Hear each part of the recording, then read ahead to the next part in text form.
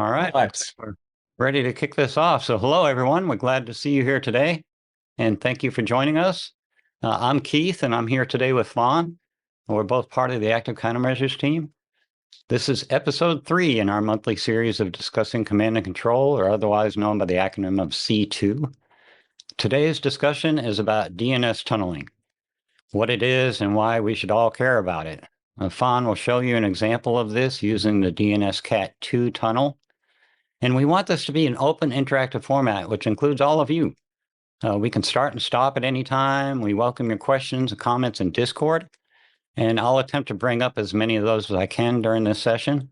If you've not already joined our Threat Hunter community Discord, you can find the link to it in Zoom using the resources button. And all chat will be in the live webcast chat channel in Discord. We're not using Zoom or chat for Q&A, so please don't post there, as we don't want to miss any of your messages. And we also want you to know that this is a safe space to ask questions. We should all be here to learn and support each other without judgment. Literally, there's no stupid questions. So feel free to ask your questions in Discord, and like I said, I'll bring them up as we have the opportunity to do so. So Fawn, you put together a great presentation on the subject, so thank you. And let's dive into it. Take it away, Fawn. Cool. Thank you. Thanks, Keith. So my volume and everything is good. You can see my screen. Yeah. Awesome. Cool. Well, welcome everyone. Happy Friday. Super happy to have you here. And yeah, today's our 3rd episode on DNS tunneling. And we're going to use dnscat2 specifically, right? Because there are obviously a lot of different tools and different C2 frameworks, all capable of DNS tunneling, and they have slightly different ways of implementing it. So this is kind of like our model species, if you like. So I was just like quickly going over what we're going to cover, just so we have a feel for the landscape. I'm going to do a extremely watered down, simplified version of a DNS primer, what it is or how it works at least. Then we'll kind of use that as a departure point to think about what DNS tunneling actually is. And then this will make more sense once we get there, but I want to zoom in and discuss one thing in more technical detail today. And that is this idea of using encoded subdomains as a data channel. And then today we're going to do a live demo. Rita, Zeke, yeah. So it's kind of like how we're evolving the format, guys. And then we'll kind of jump back and have a little take-home message. And we have a very exciting announcement there. So make sure you stay to the end. So the DNS primer and just the caveats. DNS, I'm sure most of you have some sense of DNS and how it works. There's quite a lot of nitty-gritty, right? So if you think of recursive versus iterative resolution and, the root and the TLD and all these kind of different servers till it gets to the authoritative name server, it's quite a, I want to say, complicated process, right? Understanding that entire thing is not necessary for understanding what we're discussing today. And because of this, for this exact reason, I've decided not to share the kind of complete picture of DNS because I don't want to add cognitive load. I don't want to bombard you with technical details if it isn't necessary to understanding my message or my lesson for today. That being said, I think it is good and important for you to have a clear grasp on DNS and how it works, the entire process. If you wanted to really understand DNS tunneling better. So please don't take this as an accurate representation or the full explanation. Please go seek out other resources on that to fully understand it. But for the purpose of our discussion today, let's kind of do I would say a cartoony or a characterized version of DNS, right?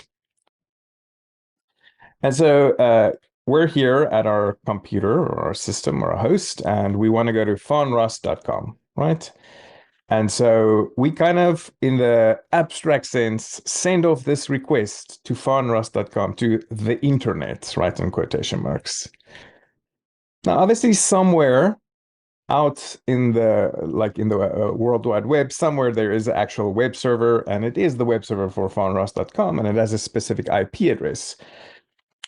But the problem is none of the infrastructure of the internet know what to do with farnross.com, right? Nobody knows what that is because to computers, they don't refer to each other by the domain name, they use the IP address. And so in order for our request and our message to establish a connection, in order for it to get to the web server, we need to introduce another player. And again, there are other steps in between, but ultimately there is this specific server called the DNS authoritative name server. And this one is specifically for farnross.com. Now it is a completely different IP address. It's a different system altogether. But essentially what needs to happen is this domain goes there. And this domain is essentially now a question. It's saying, can you resolve farnross.com? And it then adds the IP. But notice it's not the IP of the authoritative name server. It's the IP of the web server, right? And so this now gets sent back to the original requester, our original host. And now because it has the IP, it's able to send the request to the actual web server. And because of this, it can now establish a connection. Right? So that's the basic idea. The basic idea is that it's a distributed hierarchical database. So that's the part I left out today. That's the more complicated part.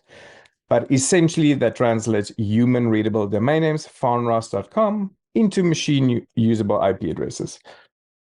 Now, I already know many of you have a pretty good idea of what DNS is, and you'll say, oh, there's CNAME and MX and NS, and there's text, and there's all these other different type of records that play other kind of auxiliary functions. And of course, that's absolutely true. But the heart, the essence, the core of DNS and why it was eventually initially invented is this exact same reason, right? So it doesn't cover everything DNS does, but it covers the nucleus of what DNS does, right?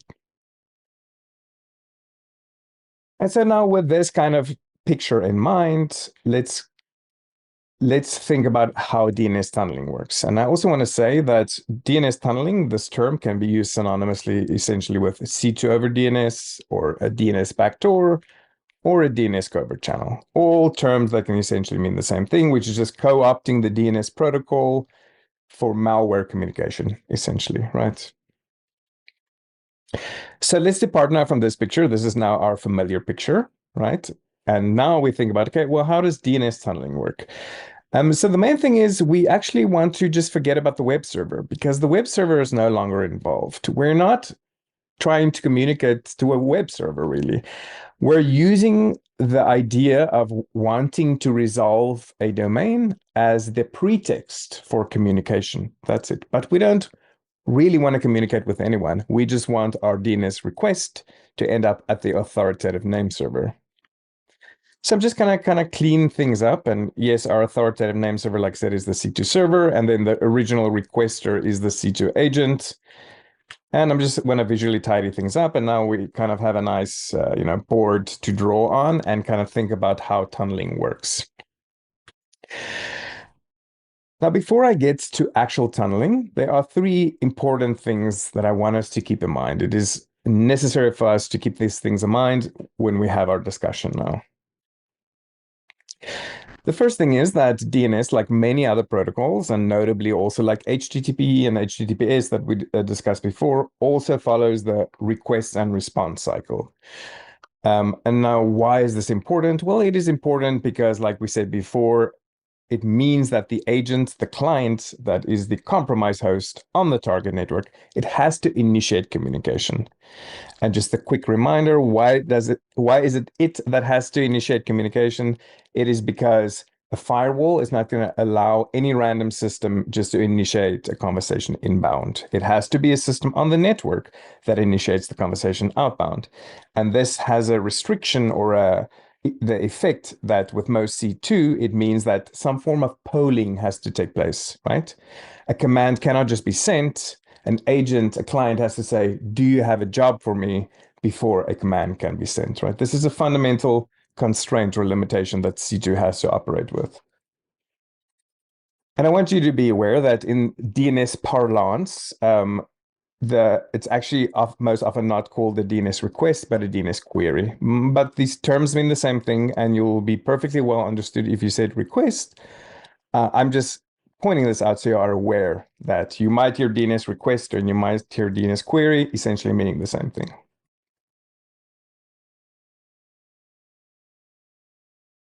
Well, and I'd just like to mention that earlier, I believe at this point you're taunting me with that white creature thing. So It's just my it's my what do they call it? Power animal, right? It's my power animal. your spirit Sorry. animal. My spirit animal, exactly. It chose me. There's nothing I can really do about it. No, I'm not taunting you. I'm celebrating you, Keith. Everything I do. Thank you.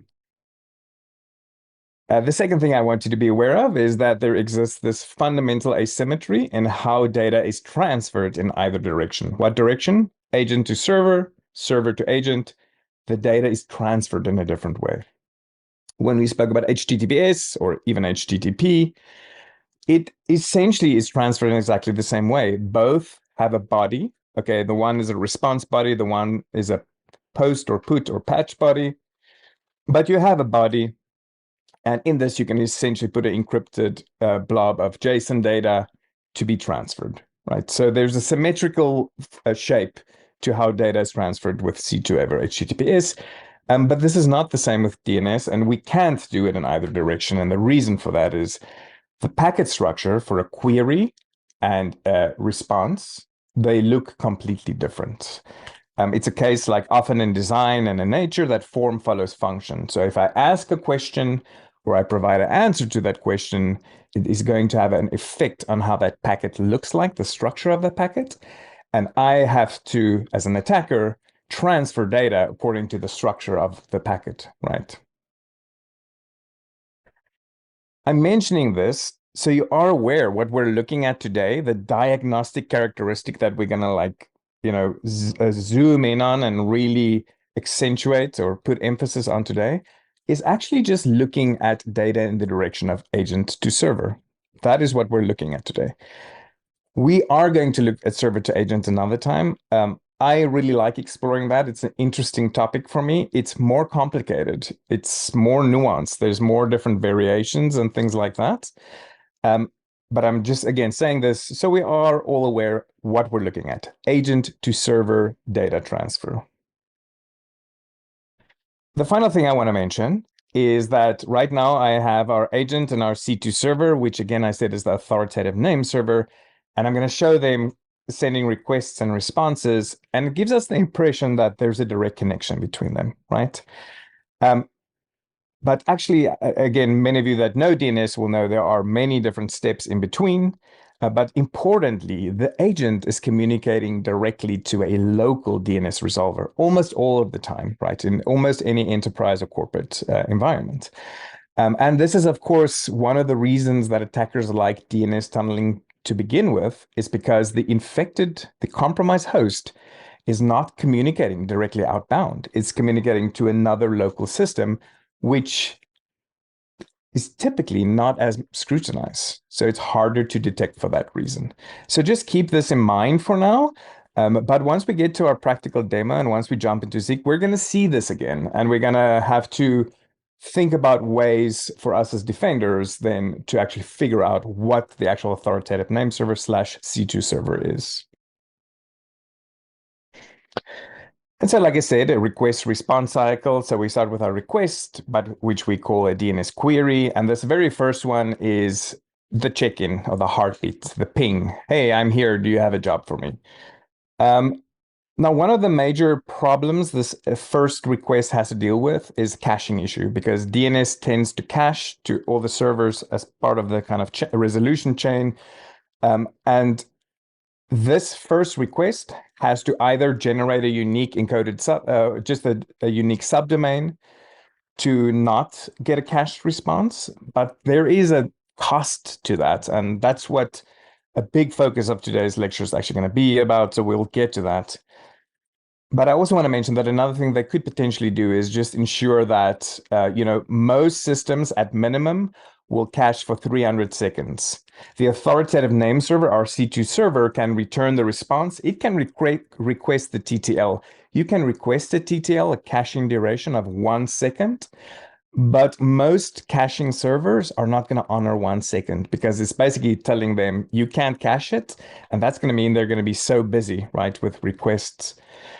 So 300 seconds is more or less the minimum they'll implement. And so this DNS beacon can also just be low and slow. 300 seconds, 5 minutes. So maybe every 5 minutes and 10 seconds, it actually sends out the first request. Obviously, there is a cost to that too. It has a giant effect on operational efficiency if you're so slow. But from the attacker's point of view, whether you do that or generate unique domains, it's a case of pick or poison, essentially, right? So the server will respond. And here, of course, just like with HTTPS, it's going to say, I either have a job for you or I don't, right? If it doesn't have a job, end of the conversation, agent goes back to sleep, comes and checks in again the next time. If it does have a job, it obviously has to say what that job is. What is the command I want you to run? Or what is it that I want you to do? And so it has to carry that data somehow. And this is in the DNS response in the record that's being returned. Remember, the query is, can you resolve this domain for me? Now a response is being sent. Well, there's different types of responses. There's based on the different type of records, right? So again, as I mentioned earlier, the server to agent communication actually has a lot of different records it could use. It could use something like CNAME or NS or MX, which all allow a domain to be encoded. So they could also do a domain to be returned. So they could also do an encoded subdomain.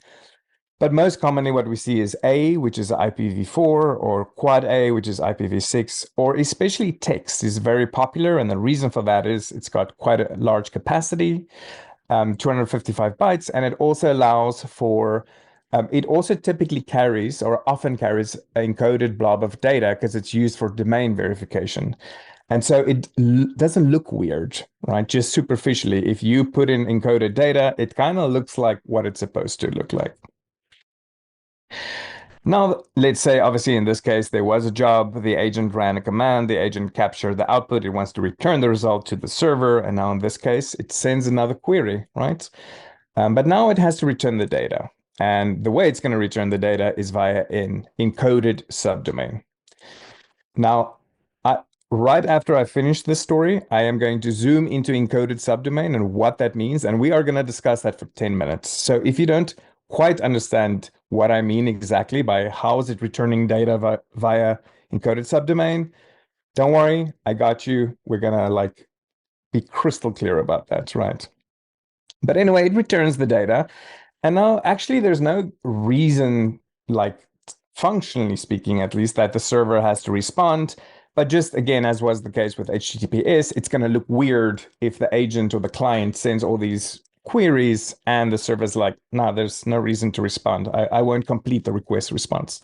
So it'll do one more response just so again, so the pretext at least looks legitimate.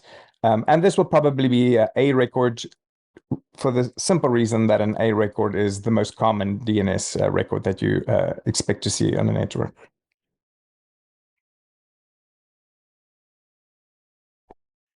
Keith, you're so quiet. Yeah, we have no questions. I'm watching Discord. No questions so far. Oh, okay.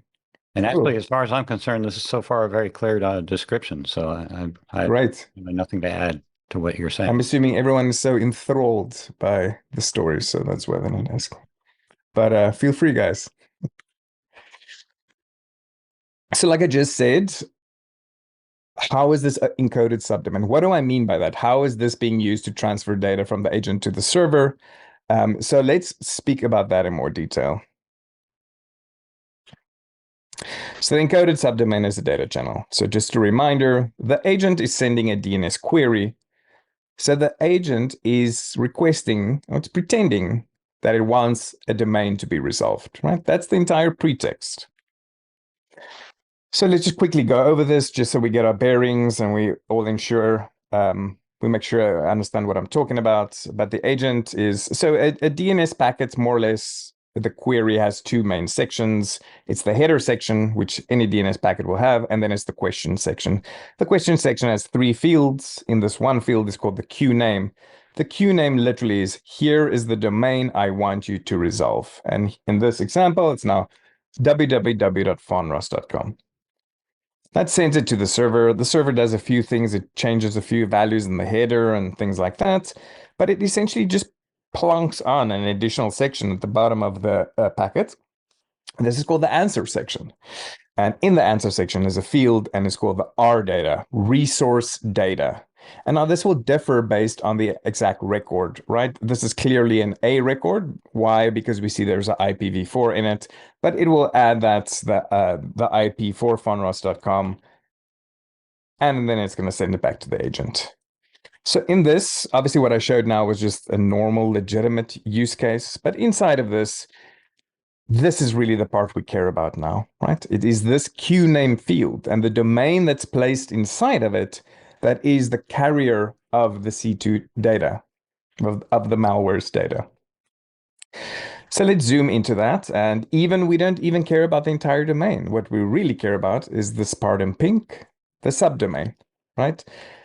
But we shouldn't think in terms of www, so let's just think in terms of the pattern, the generic idea of a subdomain. And because we're only focused on this now, I'm just going to throw the rest away. So this subdomain in the Q name, in the question section, part of the query, this is where the data goes, the malware's data goes.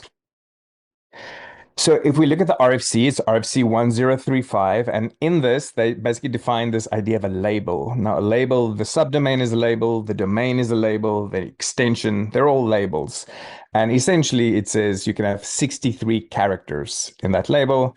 And so the malware has 63 characters which can carry the encoded data. But that's the constraint. That's what it could potentially do. But now we need to think about how does dnscat2 actually do this? And the reason is, again, different tools do this differently. So this is an actual subdomain that I copy and pasted from the data set we'll look at today. And so this is what it looks like when dnscat2 carries data. We're going to break this down in a little bit more detail. But for now, I want you to see that though it has 63 characters capacity, it's only using 34. I can't know the exact reason why this is the case. I didn't design this, but I'm assuming it is related to it might seem a little bit less suspicious when it's 34 characters versus 63. Although in all honesty, 34 characters with extremely high entropy, still pretty sus, you know? I'm writing there in brackets 60 for a handshake. Every time there's a session being set up, the initial packet will actually have 60 characters, but this is 0.001% of the total packets will have 60. The rest will all have 34. I just wanted you to be aware of that. So let's break these apart because they each have different things they're communicating, and I'm even going to color code this just so we can really visually distinguish between the different parts. And so this first part is essentially what's called the sequence number. That's the packet sequence number. It's the order of the packet, and they're using 4 hex characters or 2 bytes, and it's between 0 or 65535. And now, a question for you, dear audience. Why does it has so little data to work with? Why is it bothering to dedicate 2 bytes to communicating what the sequence of the packet is? Yeah, and this question's for everyone who's attending. Yes. Yeah, go ahead and throw your answers into Discord, and wild guesses are fine. This is not an exam; it's not a test. There's no scoring here, but we'd just like to know if anyone knows. HK, you're right. It has to break it up, but why does it explicitly need to communicate the sequence? Prodigy, you are right. But why is it the application layer that needs to do this? You're all right, but think about level 4. Think about layer 4 for me. It's a good answer, though, I must say. Yeah, you're all like literally right. The thing, I'm gonna give it like 10 more seconds, 20 more seconds.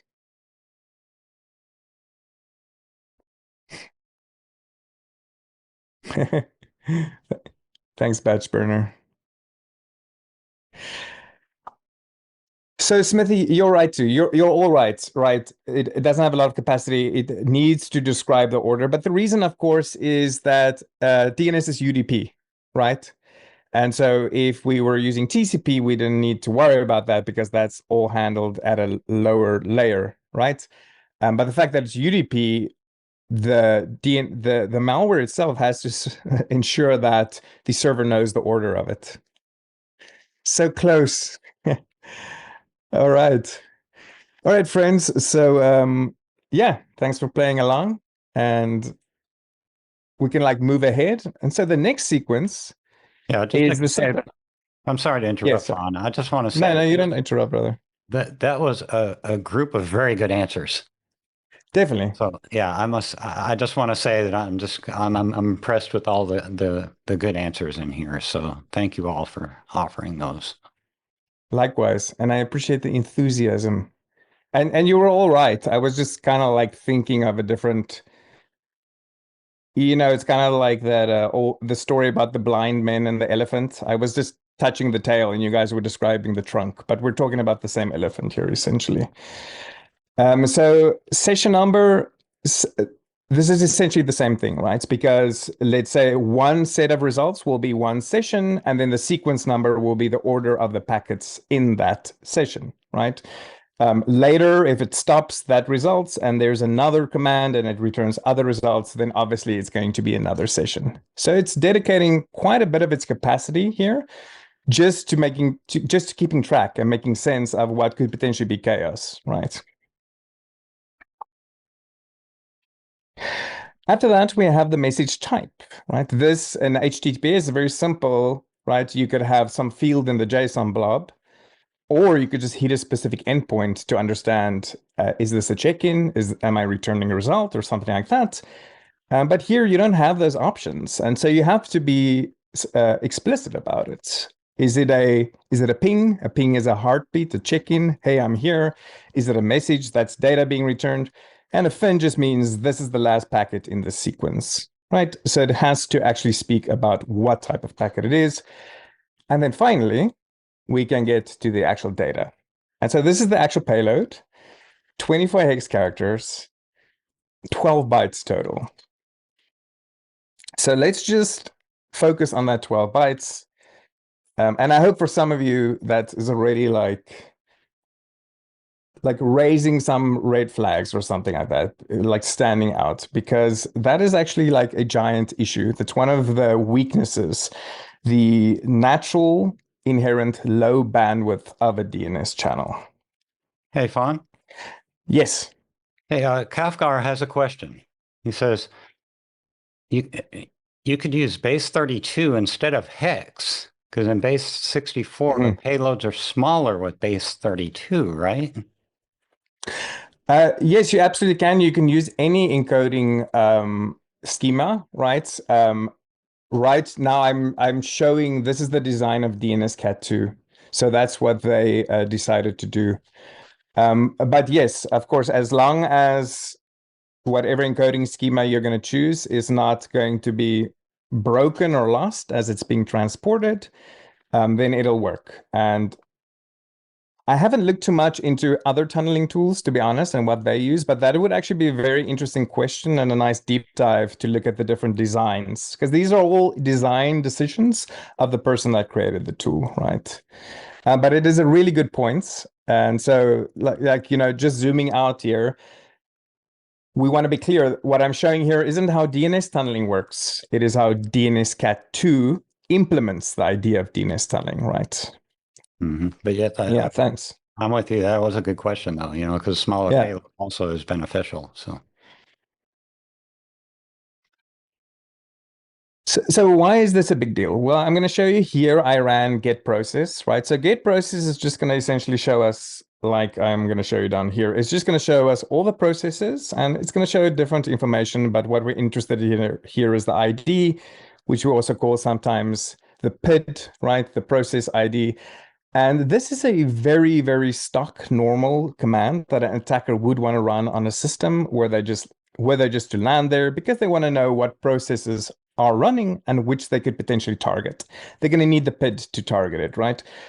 So what I'm trying to say is this isn't any like, I didn't choose the command that generates the most data. This is just a normal table stakes ticket to even start playing the game kind of command. And this produced 16,277 bytes, right? So if our capacity is 12 bytes and we need to transfer 16,277 bytes, that means you need 1,356 queries just to send the results back. The results are obviously useless. I can't just run the command on the agent. I need to bring all that data back as an attacker to actually understand it, right? The thing is about this means there's 1,356 unique subdomains, and this is going to generate 1,356 unique FQDNs. And again, I just want to emphasize, that's just to get the PIDs, guys. That's just not one super simple basic stock enumeration command. There are other enumeration commands, and then you also want to start doing things, right? That's one tiny little step. And so if you're still if you can't yet extrapolate and see what the major issue is here, then I'm going to just spell it out at this point. And the big problem really is that if you use this technique and you use it for a lot of data transfer and running commands and things, then over time you are going to generate tens of thousands, hundreds of thousands, millions of unique FQDNs because each subdomain is brand new. Not only that, but you combine that with the fact that this is most likely an unknown domain, right? So if we think of the biggest players, right, the biggest providers of infrastructure online, whether it's Google or Akamai or Amazon or Microsoft, we can expect them to have a few hundred subdomains or unique FQDNs each, right? So when you have some random ass sounding domain, right? They always have these weird things that kind of look right, but it's not right, like xj40defderp.com. If you have that, you've never heard of this. And it is 800,000 FQDNs, extremely sus, right? Especially if you go look at the subdomain, and that's what the subdomain looks like. This is clearly high entropy. This is clear. This isn't data dot or web dot or app dot or mail dot. This is, we can see that this is encoded data, essentially. So now just to kind of crystallize everything for us as a threat hunter, what we're looking for is we're looking for a high unique FQDN count showing high entropy subdomains associated with an unknown domain. That's our target. And there are actually very few situations in threat hunting, network threat hunting in general, where a diagnostic characteristic is so unambiguous. Many times something looks kind of out of place, but we have to correlate it with a lot of other data points. Maybe we have to go look at the process or many other things to make sure this is actually malicious. But I would say if you have this combination of things, it actually leaves very little room for doubt. So again, we're most likely dealing with DNS tunneling, going from the agent to the server. Just a reminder, right? What are we looking at? Agent to server data transfer. Cool. So now it is time for our dnscat2 demo before I jump into the terminal. I just want to talk about the actual malware of the day article that this is based on, and that is called dnscat2 DNS tunneling. That's from June 2021. It's by somebody that was here before I arrived called Hannah Cartier. Shout out, Hannah. Thank you. And there's the URL. Keith is going to drop it in Discord. I'm sharing it here more for people that read the slides afterwards. But the dataset I'm going to look at now is the dataset you can download there. And as always, we encourage you to go and download it and play around yourself, right? So let's get busy, guy. Oh, Saddam. Yeah.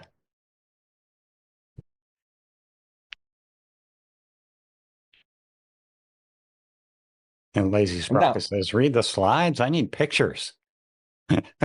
Well, this is you can have both. Yeah, well, this is good for you, Lazy Sprocket, because that's exactly what we're going to show you here. You'll get the visual, and that way, hopefully it makes more sense. Great. So I'm jumping here into Rita, and it's already opened. And we can see here in the second entry is something interesting, right? The severity is considered high. And we can see here there's no beacon or duration score, which is kind of usually what we're looking for, but there is an extremely high subdomain count. And now Rita isn't spelling it out to us. It's not saying DNS or DNS tunneling, but the fact that it is expressing this threat in terms of subdomains tells us it's implicit.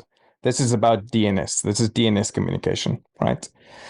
So a few interesting things here. The first thing is Rita is actually not giving us the source. And the reason for that is there could be multiple systems on the local system that communicated to the local DNS resolver asking to resolve this domain. And Rita is not able to parse those for us.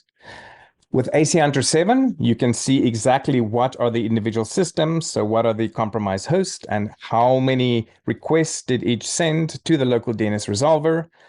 And if you don't have AC Hunter, we can also quite easily find that out in Zeek, and that's exactly what we're going to do afterwards. So fret not.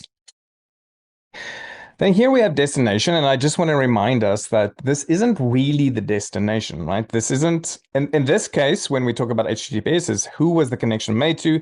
In this case, we're actually saying this is the domain that was requested to be resolved. Remember earlier I showed you the packet. We had the queue name. It was fonross.com. In these packet, it was a weird subdomain .ciscoupdate.com, right? And now we see an extremely high subdomain count. And that's obviously huge, huge red flag.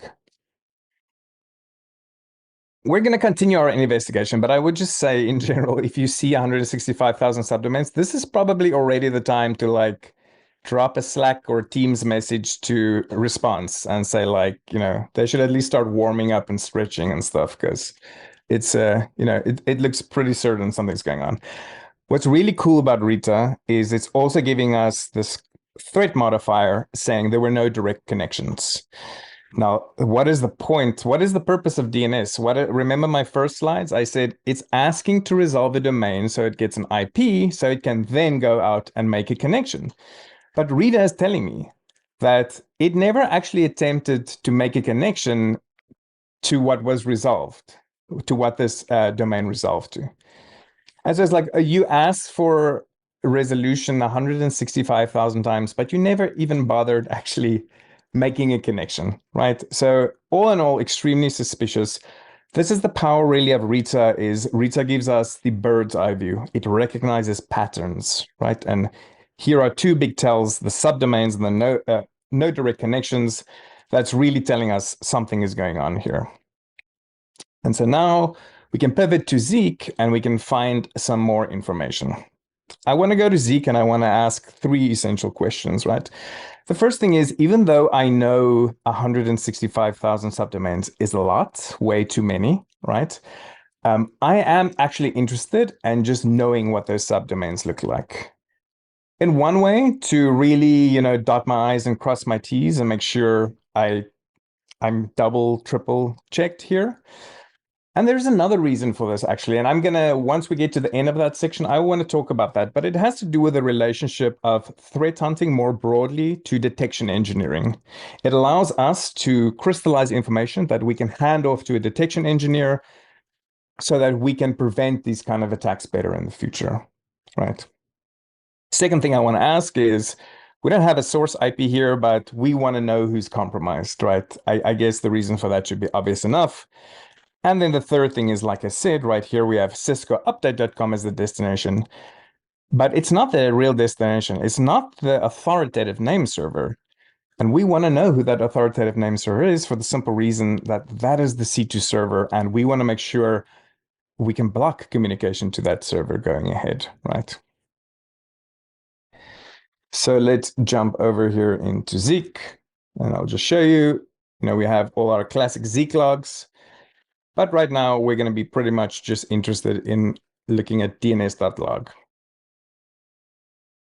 And so I'm just going to cat out dns.log, and I'll run head and less, just so that we all kind of get a quick reminder of what a DNS log actually looks like, right?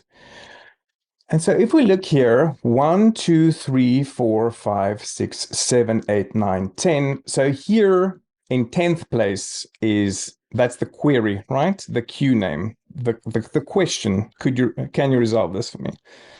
And so now we know it's the 10th column, and we also know the heading is query.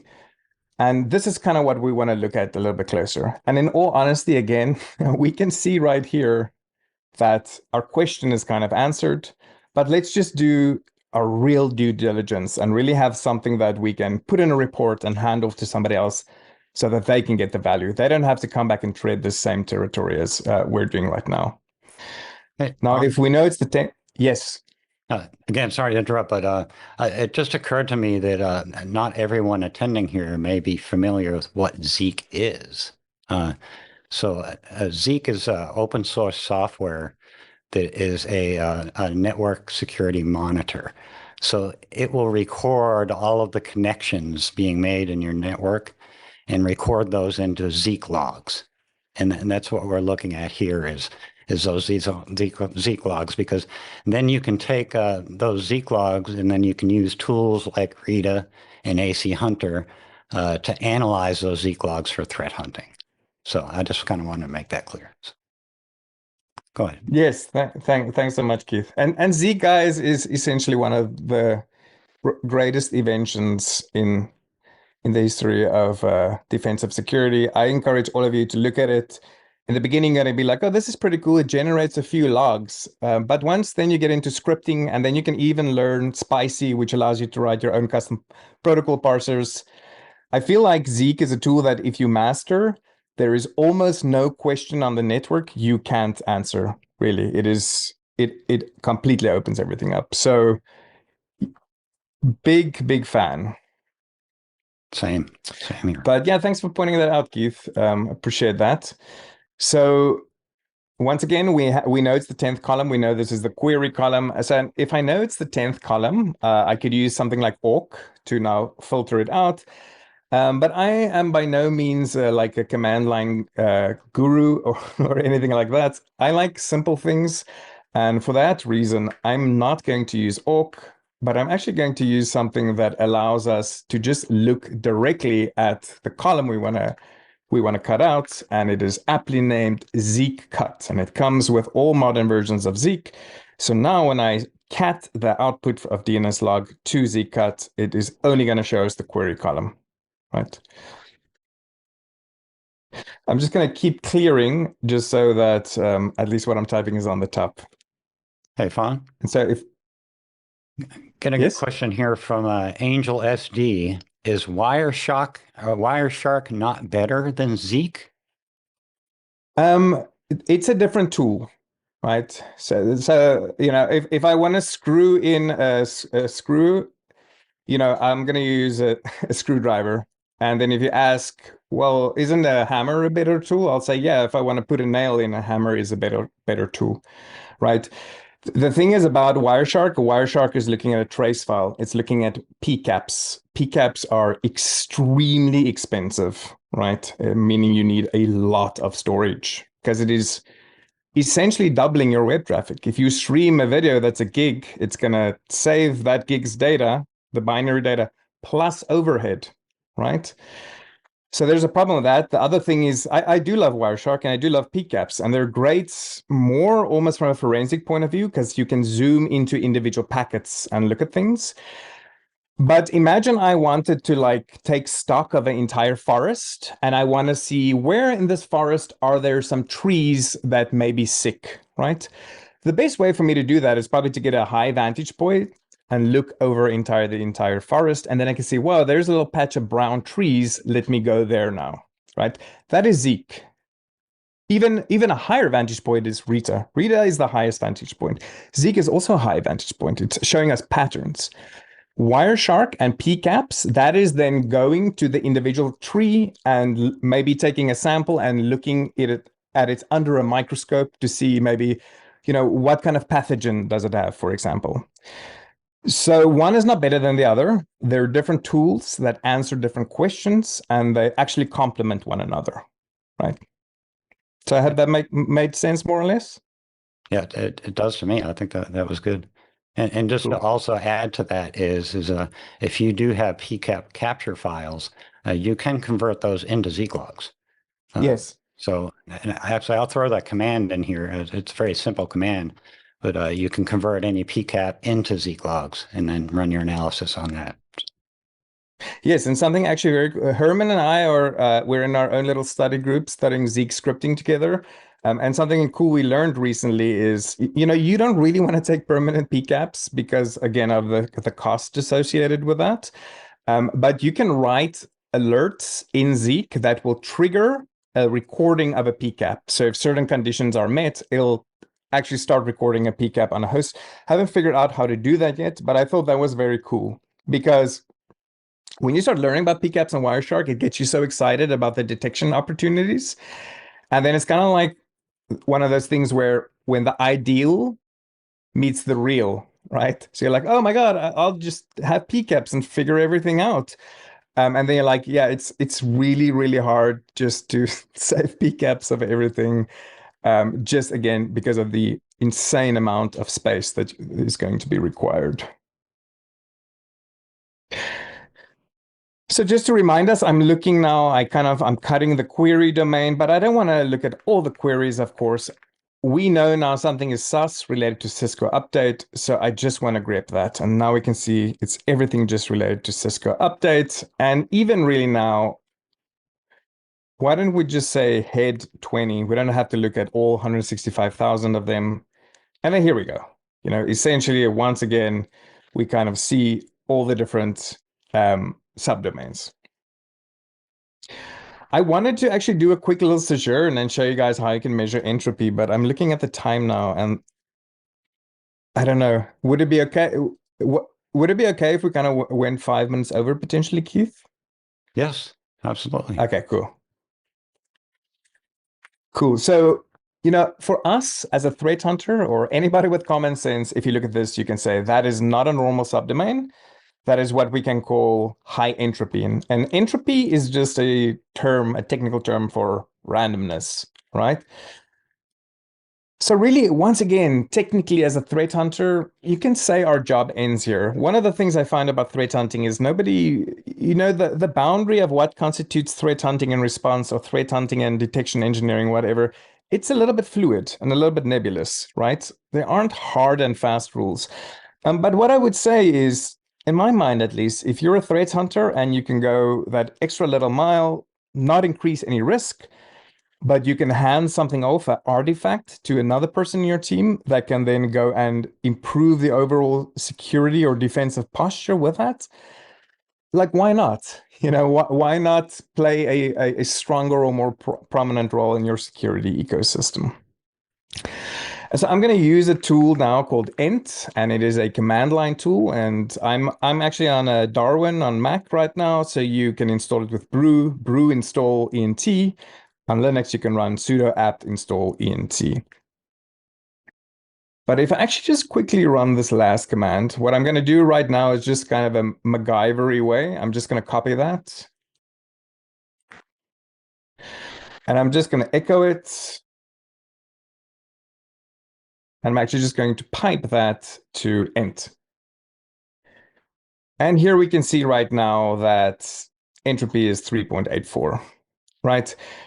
Now that was just to kind of show you what we're doing. Obviously, if you have a sample size of 165,000, please do not pick one random one out as a representative sample. Real bad scientific design there, right? So what I'm going to essentially do right now, guys, is I'm just going to take those 20, right? But you could either take 100 or 1,000. I'm going to run a command that's just going to take all of them and calculate the entropy of each and then average them. I'm going to copy and paste this one. Sorry, it's just very long and convoluted. This will be in the notes, so we will share this with you afterwards in case you wanted to do it yourself. But the command looks like that. Hey, Fawn, So once again, yes. There's a comment from Kafgar. His comment is could you put these values into the burp sequencer to check entropy, but don't think there's any point given the screen output.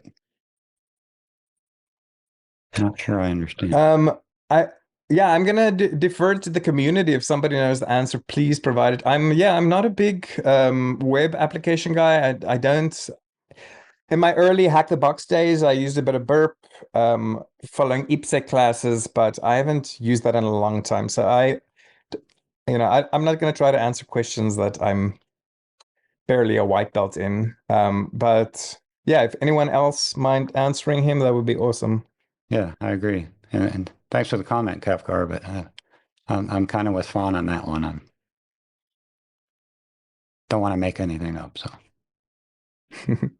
Thanks, Keithy. thanks, man.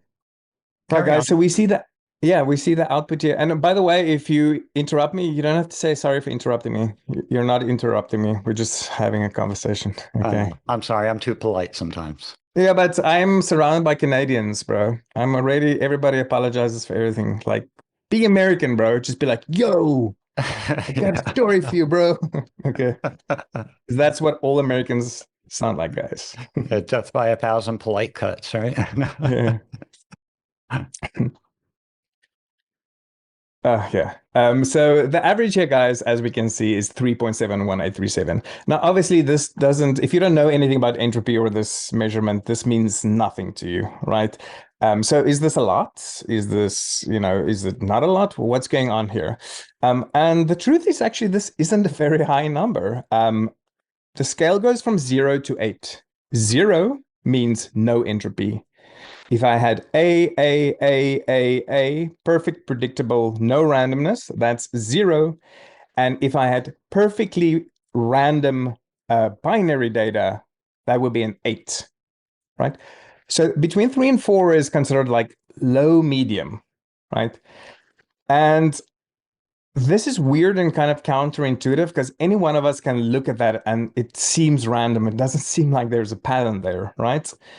But I would actually love to know. I'm going to give it about 20 seconds. Sorry, Eric G. Uh, I'm going to give it about 20 seconds. Does anyone want to venture a guess as to why it's actually fairly low, even though it's clearly random?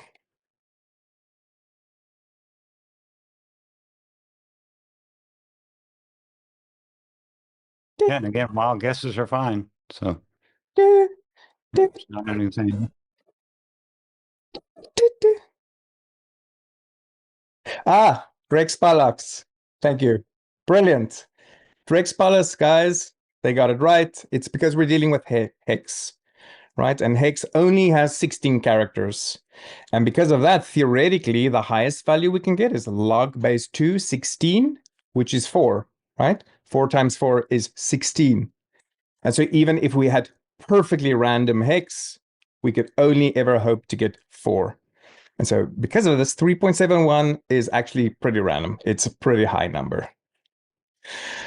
Now, if it was binary data, 3.71 would be a low number, and we'd want something more in the range of 6 and 7 and something like that. And the reason I'm sharing this is just to kind of, as a reminder to all of us, to contextualize your measurements and values, right? Mathematical entropy, it's a good indicator of randomness, but you have to contextualize it within what encoding schema is present. Cool. So that's pretty cool to me.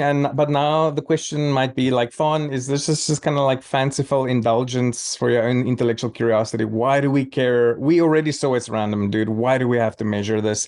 And the reason I would say is, once again, is imagine now we're in a company where we want to meet and share our findings with detection engineers. Detection engineers want to take our findings and turn it into rules. Now imagine I go to somebody that is extremely, very irrational, very, I guess, is it left-brained, right?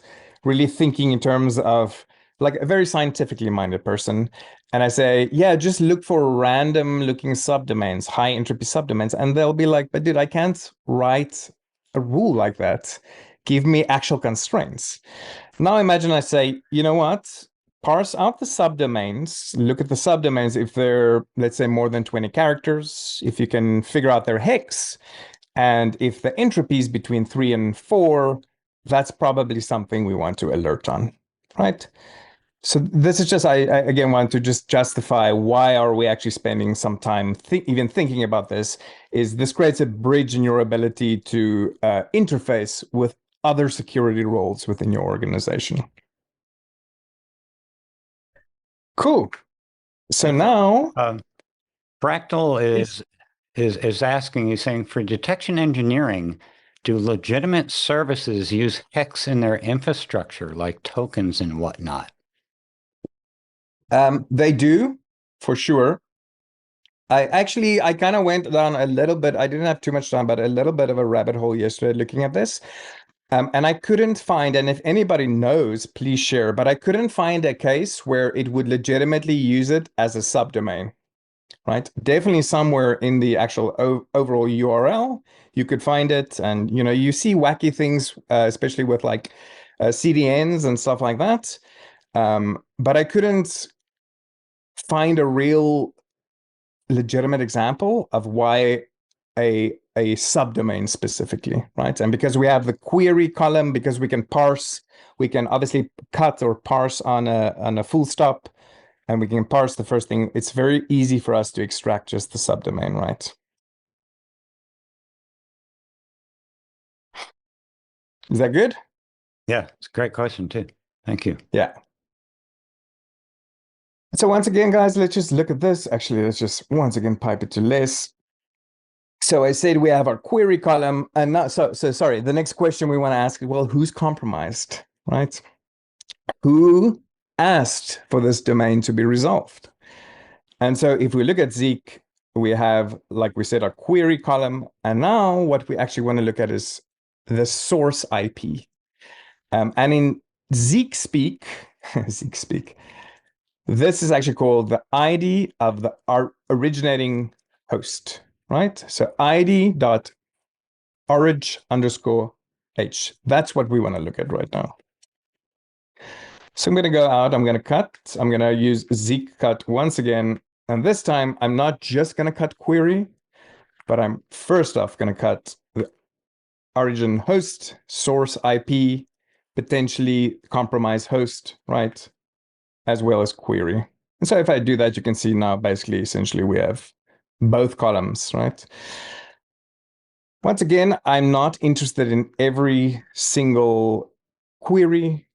What I'm interested in is those that contain Cisco update. So let's just make sure we remove the rest by just gripping for that. And now here is actually a place where we do want to use awk because we want to cut. Sorry if I cleared there too quickly. Let's just look at that again. But you can see we have two columns, right? So now essentially what we want to say is throw away the second column because we already have what we need. The query served its purpose. It distilled down every source host that made that query. So now we want to cut on that. And the easiest way, in my mind at least, is to just use awk. And so we can pipe that to awk. And we're going to say print $1. That means the first column. If I wanted to only show the second column, $2. All right. And so if we do that, you can see we have all our IPs there. And so at this point now, what we can really just do is, sorry, I keep forgetting. We can just pipe that to sort. And I'm going to say sort U, which is going to sort by unique, right? And we can see here right now, it only has one IP. Now, if this was a real simulation or a real investigation, this would kind of be a little bit of a relief. Aren't too many compromised hosts specifically associated with this. But I also want to just kind of extend this a little bit further because what if there were 8 different systems right now that all asked to resolve this IP, right? Then probably the next question we would want to ask is, can I count them, right? Meaning, how many resolutions was requested, queries came from each of our compromised machines. Again, we only have one, so obviously all 165,000 are associated with that. I'm sharing this with you guys so that if there were multiple, you had an idea of what you wanted to do next. Finally, you could probably extend it one step further. I'm going to sort RN. R, N just means numerical, sort by numerical value, R means reverse, and that means give it to me in descending order, so that we have our quote unquote most compromised host, or the one that sent the most queries, at the top to the bottom. Cool. So now if you think about the 3 questions I said I wanted to ask, I said I wanted to look at the subdomains. We looked at that. We even measured entropy. I said I wanted to look at who are the compromised hosts. Obviously super important. And now the next thing we want to ask is, well, what is the IP of the C2 server, the authoritative name server? This is pretty cool. I'm going to take the exact same command we just ran. Fawn, I have 2 questions when you have them. Yes. Shoot. Cool. The first is from Ilya, who's asking how Zeek DNS logs would be affected if the attacker is using DNS encryption using ports 443 or 853. Would we be able to see the subdomains? Well, if it's not on, sorry. So I guess, Ilya, do you mean like DOH or DOT essentially? I'm assuming that. Yeah, I'm not sure I follow exactly what the question. Well, he's meaning an encrypted form of DNS, like DNS over HTTPS or DNS over TLS, right? Well, if it was encrypted, then you wouldn't see that, right? So you would need to, there would need to be a relationship with the host in order to decrypt that, right? Okay, and the other question is from Yashel5585 is asking, would entropy look different compared to C2 over DNS versus C2 over HTTP or DNS over TCP?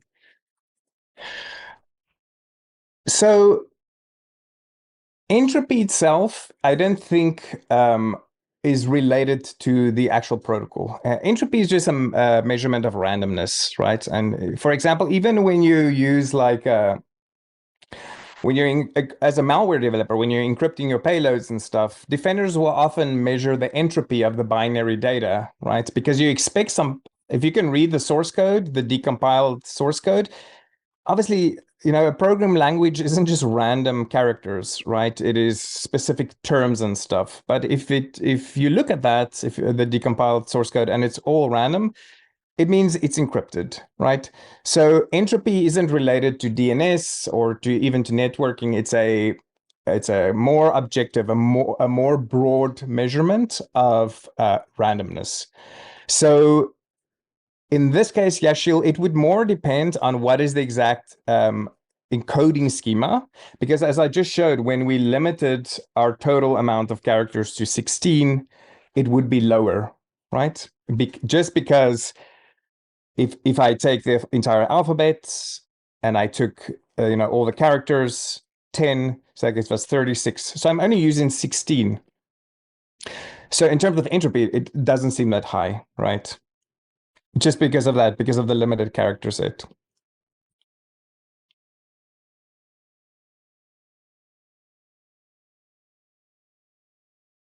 Is that good? Did I answer it, Yashil? Yes. Yeah, and I just want to just add a comment from Kafkar, which I think is a good comment. He says, the randomness is an abuse of the protocol from an application angle. Very eloquently put there. Yeah, I think that's a great comment. So, and then just to add on this too is Ilya, who asked another of the questions, says, I'm wondering if we would be able to see anything in the Zeek DNS, or if Zeek would be useless in that case when he was talking about the encrypted data. So, yeah, I wouldn't say Zeek would be useless, but yeah, being encrypted, you wouldn't be able to see that. Okay, carry on. Thank you. Cool. No worries. Oh, okay. There's one more. Drexpolis. Yes, guys, I'm actually like I do absolutely love the questions. I'm about probably 3 to 5 minutes from being done, and then let's just all hang out and we can chat and ask as many questions as possible. But so sorry, Ilya, just to kind of directly address that, if you weren't able to decrypt, right, then if you weren't able to decrypt, if you weren't able to use the information from the host to decrypt that, you can't necessarily say DNS Zeek is useless writ large, but in this specific case, it wouldn't be able to measure the subdomains, right? One thing I would say, just to kind of contextualize this a bit more, is most tunneling tools are still using clear text DNS, right?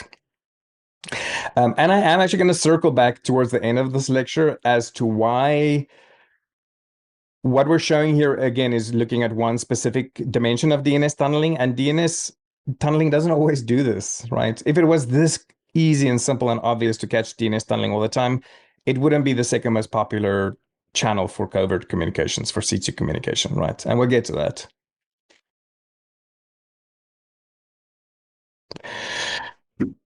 So we want to know who's the authoritative name server. So this was the command, just to remind you, I'm going to run it again. This is the command I just ran, and we essentially did it to look at who are the source IPs. And the cool thing now is the only thing I need to change here is this label. And instead of saying originating, I'll just say response. And if I hit that, this is the answer. And it is an extremely interesting answer. It's interesting for two reasons, right? The first thing is that these are local IPs, right? So maybe this is first surprising. Is the server, is the C2 server on the local LAN? But obviously, as I mentioned before, we are not communicating directly to the authoritative name server. We're communicating to a local DNS resolver here, right?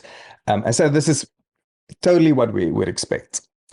The second thing that I find pretty interesting is that there are two IPs. And the thing is that I didn't create this data set. It was, like I said, created by Hannah. I don't know exactly what happened. I don't know if she did this intentionally, if a DHCP lease expired or something along those lines. But I actually kind of like it because it is a good reminder that a local DNS resolver is so important that a lot of environments will, of course, have backups, right? Maybe they'll use load balancing, maybe they'll have some form of failover or just scheduled switching. But if you put all your eggs in one basket in one local DNS resolver and that thing goes out, it's gonna obviously. Maybe that's actually what happened in Amazon East, AWS East this week. They only had one local DNS resolver. In any case. But this doesn't answer our question now, guys, right? We just discovered what's the local DNS resolver. Well, we already knew that. So the next question now for us is, okay, but where did this communication ultimately end up at? What is the authoritative name server? And how would we do that? Well, maybe the simplest and easiest way that comes to mind straight away is we can use something like dig. I'm not going to do it now, guys, because obviously, once again, remember this, it was a simulation that was ran many years ago. Nothing's going to happen here now. But we can use something like trace, or I can say dig ns ciscoupdate.com and get the domain of the name server and then resolve the name server domain. And that would give me the IP. And certainly we could do this. We could just use kind of an active query right now. The issue is, what if we're doing an investigation and it's kind of a post-mortem investigation and this happened maybe a few weeks or months ago, right? This won't really work. The other thing is as well is it's not necessarily obvious to them that they're being queried, but certainly an advanced actor would be able to see that a query is coming in that's not from the agent, and that might alert them, right? So with threat hunting in general, when we can choose between active or passive approaches, we always want to rely rather on passive approaches so that we're not informing the attacker that we're busy investigating them, right? So what we want to look at is a passive DNS database. Now, there are many options. VirusTotal has it, Alien Vault has it, Shodan has it. But this basically essentially allows us to go, at some point a record was made. It would also show the name server there. And then we can go and look at what the IP of the name server is, which is again the IP of the C2 server, and we can immediately implement some kind of defensive strategy to stop the communication to that. There are a few times, maybe that will be about 95% of the time, passive DNS will work, but maybe about 5% of the time, if it was a domain that's, let's say, a few days old, or if it's a domain that's never been used and it's specifically being used now to target our organization, it's not impossible that at the same time, it won't appear actually in these public database repositories. So in that case, you want to go look at your local logs. You know, there are many. It should be in your firewall logs, right? If you have something capturing NetFlow data, a router or a layer 3 switch or a firewall, you should have it there. If you are routing your DNS through proxy, you should have it there. Or obviously, you could also route your local DNS resolver traffic to a Zeek sensor, and then you can go and look in conlog. Many different options.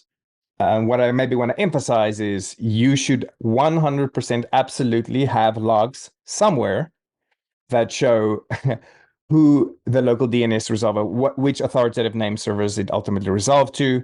And if you don't, well, that is a massive gap that you should immediately take care of. And so Zeek is not really giving us that answer, but it's giving us enough now to go and ask the right questions and other sources to answer that question. Cool. So that's it for today's practical demo. And I have a few more slides. So let's quickly finish this up and then let's just hang out and post-show banter. Take-home message. So DNS tunneling has stealthy advantages for an attacker. You know, the compromised host connects to a local machine. In general, security software is not scrutinizing connections or communications to a local machine as much as it does to an outbound machine. Compared to, for example, HTTPS, I'm comparing it because HTTPS is the most common and popular. You don't need an X509, right? And X509 introduces it, by no means an impossible task. It's not like a Sisyphean task, but it's an additional headache. DNS, you don't need that. But as we saw here, it's got a few huge tells, right? If we have a lot of unique FQDNs associated with an unknown domain, if we have high entropy subdomains and there was no direct connection, red alert, right? Clearly something funky going on here. And now to kind of finish off this message, I just want to kind of once again ground this in the reality. Now, this is only when data is exfilled. This is only when data is transferred from the agent to the server. We are not looking here at data being uploaded. What if a toolset, what if a payload is being transferred in the direction of the agent? We're not detecting that right now. Also, you know, I think I'm extremely fortunate because I think about network threat hunting, and I also think about kind of stealthy and covert channel design. So I see it from both kind of sides, right? And to me, DNS is inherently low bandwidth. And so you shouldn't try to use it for high bandwidth because it's obvious it's not doing what it's supposed to.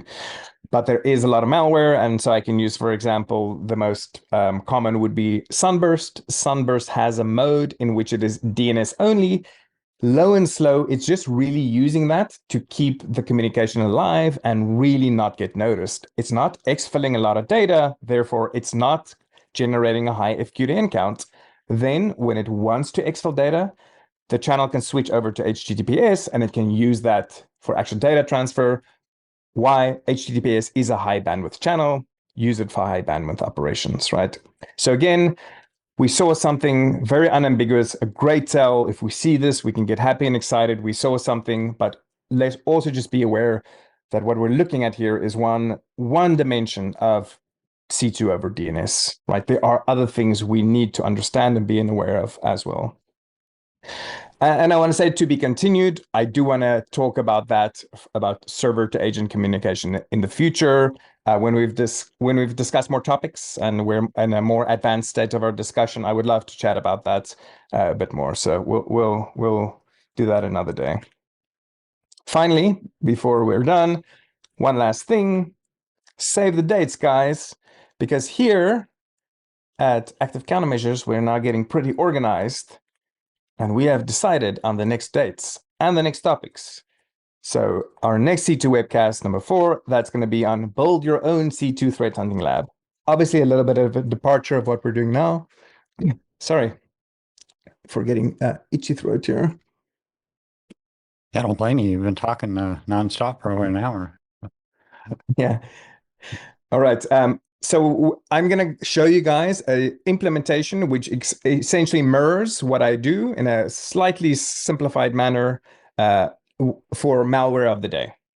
And so I want to show you guys how to set this up, how to set up the target, how to set up the C2 server, how to run the communication, how to take the trace file, how to set up Sysmon and Zeek and all that. And the reason I want to do that is we do want to make the practical component a more prominent part of this webcast going ahead. And Herman and Keith and I met and we had a discussion, and we just felt like it's important to have this as a reference and a resource and something you guys can go do so that you can have the same environment that you can follow along with the simulation. Yeah. So that'll be the next one. Because I mean, to see it yourself is when it really tends to sink in, I think. So, yeah. Yeah, 100%. And I think we also sometimes make assumptions of people's level. So this way we all just start on the ground and we work up. And like I said, by the end, you're going to have something that's going to allow you to recreate most of what I do myself for malware of the day, right? And almost all the malware is open source. So run the simulation yourself, take the trace file yourself or the Z capture yourself, find the Sysmon logs yourself, and recreate the story yourself, right? After that, we're going to do tunneled C2 beaconing with Legolo NG. And then we're going to break, and then we'll come back. And then on the 9th of January, we'll look at Velociraptor SC2. And then starting in February, we're going to make the C2 webcast will be on the first Friday of every month. So it's going to be super easy for all of us to remember. And we will publish a schedule maybe the next 3 or so ahead in advance in case there were some that were particularly more interesting to you that you wanted to save the date for. But with that being said, I hope your guys' experiences were unforgettable. Thank you. Always awesome hanging out. And we can answer some more questions. I think, is that okay, Keith, even though we're over time? Absolutely. And thank you, Fawn. That was really great. And also thank you all on Discord. This was a great engagement, and this is exactly what we want to do. I mean, we want to do this back and forth, have these discussions and all kind of learn and become familiar with these methods ourselves. Also, I'm going to paste a link into the Discord to subscribe. So you can subscribe to our mailing list, and that way you'll be notified when these webcasts come out and also our new blog posts. And I do want to follow that with we're not going to spam you. We're not going to send you sales materials. It's purely notifications for our new blog posts and webcasts. So if that's something you're interested in, please just go ahead and subscribe. So, Linus Girl, really nice to see you here as well. I want to just say really thanks to everyone. I've really enjoyed all 3 of them, but today was definitely the most lively and engaged, and I'm incredibly grateful for it. So thanks for everyone who took part. Thanks for everyone for being here. And we are really happy and excited and honored to keep growing this community together. Network threat hunters, learning how to do it by simulating our own malware intrusions and stuff like that. Yeah, so just huge thanks to everyone. This was freaking awesome. I totally agree, and well put, Fawn. I'm absolutely with you. We all become better defenders together, right? So the more we can all get together and share this kind of information and all learn together, it's a great thing. So thank you all for being here, and thank you, Fawn, for the great presentation. And yeah, if there are any last minute questions, we can grab those. Yeah, one thing I can say, Prodigy, we won't here build our own C2. I do some classes via Anti-Siphon in which I teach how to create your own C2. But in this setting up your own threat hunting lab, we'll use another C2. I think for open source, I have a few that I really like. I think in this scenario, the best is going to be to start with Sliver. in an ideal world, we have 6 hours together and we dig deep into Mythic. I really love Mythic because it gives you so much opportunities to develop your own agents later. But I think Sliver is a good, solid, has many options, and it's good for people that are just starting out. So we'll be using Sliver, but if you are interested in building your own C2, please go check out the anti-siphon classes that I offer. And I'm going to be doing a full 16-hour course on that 10th and 11th of February online. And one last minute question from Smithy J, which also made a comment of great presentation. Well, thank you very much. We appreciate that. And is asking, did I understand correctly that the domain being queried isn't the compromised domain? So the domain isn't compromised, right? That domain is owned by the attacker. And so what they do is, because they own this, they can set up the authoritative name server. And on that authoritative name server, they're going to have a wildcard record. And what that's going to allow is any subdomain will be routed there, right? But yes, ciscoupdate.com is the domain owned by the attacker that gives them the ability to have queries to it end up on the authoritative name server they own, but that is not the actual target. That is the pretext. That is the excuse to have communication happening. The compromise host is the local machine, right? Is the local machine, the compromise host communicating to the local DNS resolver, and then the C2 server is the authoritative name server. I hope that was kind of clear. And yes, Prodigy, that is indeed the movie. Yeah, I was 9 when that came out. I think I might have had a like low-key kid crush on her. Excuse me. And one last one, and I think we probably need to wrap this up. Is from Ilya. He says, I'm wondering if using the command line, we could decide if the communication through DNS can be encrypted using DOH, DOQ, or DOT. Ilya, I'm to be honest, I find DH, DOQ, DOT, they're still kind of like so new. I'm really by no means an expert at it either. I haven't actually run a simulation or even created a tool using it. I really love that you've brought this up as a really important consideration. And I'll tell you what, I'm always looking for fresh ideas for malware of the day, but I think this is a great thing to focus a article on. And then even at some point next year, we can base an entire webcast on this as well. But I'm too ignorant to speak about it now. But I think it's a great line of inquiry. So thank you. Mm-hmm. I agree. Herman says Merlin is also great. I also really love Merlin, to be honest. I think though Merlin, correct me if I'm wrong, I don't think it has DNS, right? So that's why I kind of want to err towards Sliver a bit more. Merlin has amazing support for it has HTTP 1.1, 2, 3. It also has incredible agent server authentication mechanisms if you're interested in studying that kind of stuff. I'm not saying let's use Sliver because it's the best. It's a Goldilocks. It checks a lot of boxes that I think is great for anyone getting started to use. But Merlin certainly, like Herman suggested, that probably was second on my list. Jelly Beanster, she asked, how long will that webcast be? I mean, I'm gonna try and do it in an hour, because that's kind of what's allotted to us. And we'll see. We'll take it from there. I'll obviously this is going to be the most preparation intensive for me because I'm gonna prepare documents like PDFs with everything for you guys, with all the explanations and all the resources, so you can go and set it up in your own time. I'm not expecting everyone to follow along in real time, right? But I'll do my absolute best to create a solid resource for you guys. And I'm also obviously always available for questions afterwards if you go and do it in your own time and you're struggling. Then I'm extremely happy to help anyone out. But yes, for now, let's just assume it will be a 1 hour webcast to just answer it directly. Cool. Cool. Thanks again, Ilya. It was awesome. All right. Well, again, thank you all for being here. We definitely appreciate it. And also thank you for all the thanks. We thank you back for being here, and we're glad you enjoyed it. So, Yeah, lots of new faces today. Again, yeah, just incredibly happy and grateful for that, guys. So awesome. Thank you so much. great. Uh, Thank you all, and happy Friday. I hope everyone has a great weekend.